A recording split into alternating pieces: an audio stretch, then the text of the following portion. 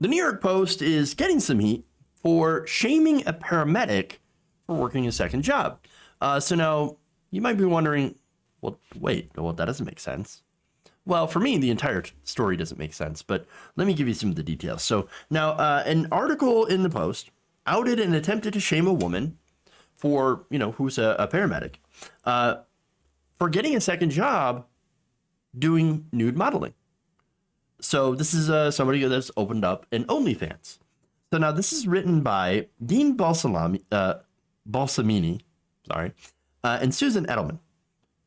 And this post detailed how a woman named Lauren Kwai, who has since spoken out publicly using her name, so I'm okay with that. But originally, she wanted to be anonymous. Well, she had her anonymity taken away by these terrible human beings that wrote this article. Okay, so now Kwai works for a private ambulance company that serves New York hospitals in the city's 911 system. She she's an emergency medical technician. She went through that EMT program back in 2018, but after she'd graduated, she realized that she needed to make more money. She was only making $15 an hour. Now in New York, it takes about $18 to even have a living wage, according to researchers at MIT.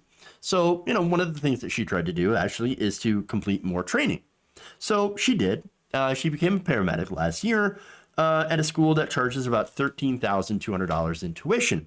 So now she's got, of course, student loans to pay off, but at least now makes $25 an hour.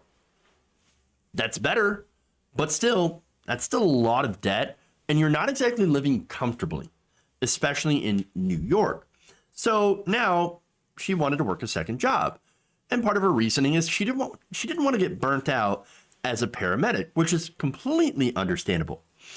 So now the article noted that to avoid working more than 40 hours a week at a job with a very high burnout rate, she began an OnlyFans account where she posts nude videos and photos. I fail to see the problem. I mean, at all with what she's doing. I think for one, EMTs should make a lot more money. In fact, here's the data on that. In the US, paramedics' average yearly salaries range from $33,000 a year, it's about a little over $15, to $46,000 a year, according to ZipRecruiter.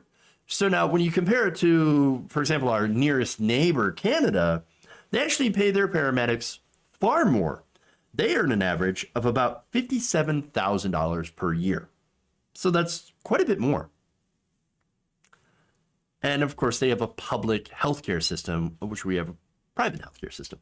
But anyway, the big problem with the story is that she was doxxed, plain and simple, by the writers of this article.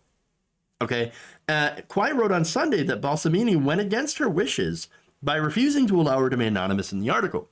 And of course, there were very legitimate reasons that she wanted to remain anonymous. She said, "I told him my safety and job were going to be at risk if he posted the article. He truly did not care. He went on to call my employer and my mother." What? Okay. Why would you do such things? What in the hell is wrong with you? You're saying, no, I don't want you to be anonymous, even though you asked, even though I asked you professionally to please, professional courtesy, let me be anonymous in this article. He says, no, I'm gonna name you. I'm gonna shame you. Gross. To make it worse too, and this really shows what they were doing. Balsamini and Edelman included a quote from another paramedic, an anonymous quote, saying that, quote, "Other EMTs and paramedics make more money by pulling extra shifts instead of pulling off their clothes." Fuck off. These writers are trash.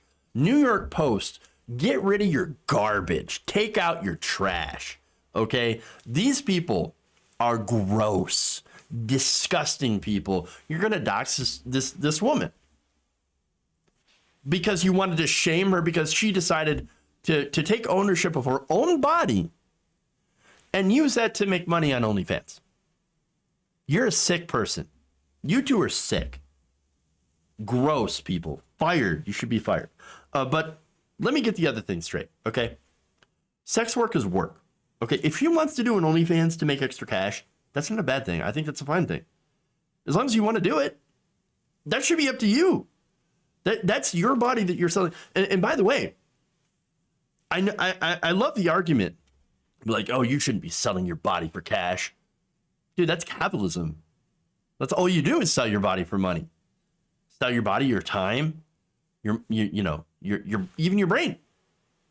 You are selling yourself for cash. So why is that any different than sex work? The puritanical bullshit in this country is just insane. But look, again, the pure vindictiveness. Imagine the kind of piece of shit that you have to be to publicly shame somebody for doing an activity that, by the way, is in massive demand. What? People consume adult entertainment all the time. So I don't understand the fact that millions of people consume this, millions of hours of video per year. Hell, probably a week for some people. Look, why are the people who provide this service not being treated like they're people? I mean, they are professionals whose work is valid and do bring joy to millions of people. Why are they not treated as people? They should be. They should be. Why are we so stupidly puritanical in this country? The fact that she needed to ask for anonymity at all because of the possibility of losing her livelihood is proof of how badly as we as a society treat the sex workers that we hypocritically enjoy when nobody's looking. It's complete hypocrisy. Complete hypocrisy. It is absolutely fucking gross how we treat people because of what they do, because of their job. And I mean, you can see this with careers everywhere. I mean, here in America, we mistreat people who are doing fast food, essential service, right? We mistreat people who are janitors, who are sanitation workers. And we definitely, and I think these people get the worst of it, mistreat sex workers. All of that is legitimate work that is in demand, and people, it is, I think it is necessary. I think it is. It is all work. And so it's really gross.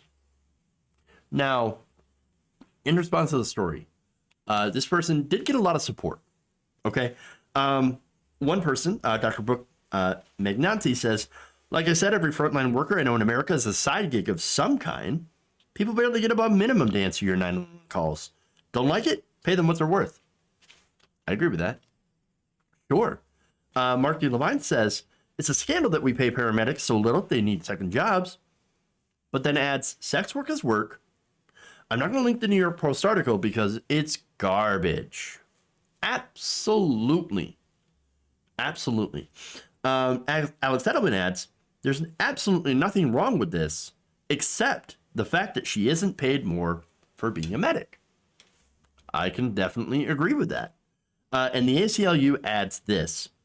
We'll keep saying this. Sex work is work. Yep.